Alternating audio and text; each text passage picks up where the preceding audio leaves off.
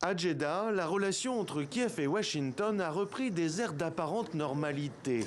Loin de la violente séquence du bureau ovale il y a près de 2 semaines, les émissaires américains et ukrainiens ont tenu en Arabie Saoudite pendant plusieurs heures une réunion des plus classiques en matière de négociations diplomatiques. Avec à la clé plusieurs accords, l'Ukraine soutient la proposition de cessez-le-feu immédiat et provisoire de 30 jours avec la Russie.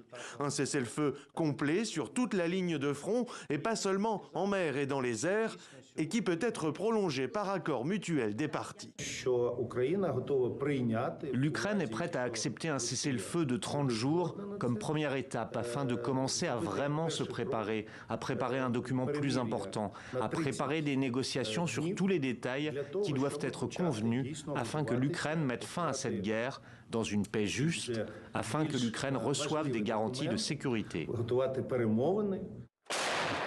Si rien, pour l'heure, n'est avancé sur ces garanties de sécurité réclamées par l'Ukraine, Kiev peut se féliciter d'avoir réduit la pression américaine. Washington a annoncé le retour immédiat de son aide militaire, ainsi que la reprise du partage d'informations, autrement dit, le renseignement que les États-Unis avaient suspendu début mars et qui participait de la pression exercée par Donald Trump sur Volodymyr Zelensky.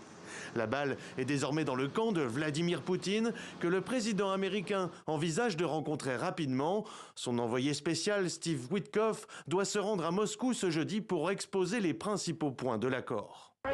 Je pense qu'il y a une grande différence entre la dernière visite que vous avez vue dans le bureau ovale et un cessez-le-feu total. L'Ukraine l'a accepté et j'espère que la Russie l'acceptera. Nous allons rencontrer Vladimir Poutine plus tard dans la journée et demain, et j'espère que nous pourrons trouver un accord. Mais je pense que le cessez-le-feu est très important. Le texte de Jeddah évoque par ailleurs les questions humanitaires comme l'échange de prisonniers de guerre, la libération de civils ou encore le retour des enfants ukrainiens enlevés par les Russes. Il précise aussi que Kiev et Washington sont prêts pour conclure aussitôt que possible l'accord sur les minerais ukrainiens voulu par le président américain en échange de l'aide apportée par les États-Unis.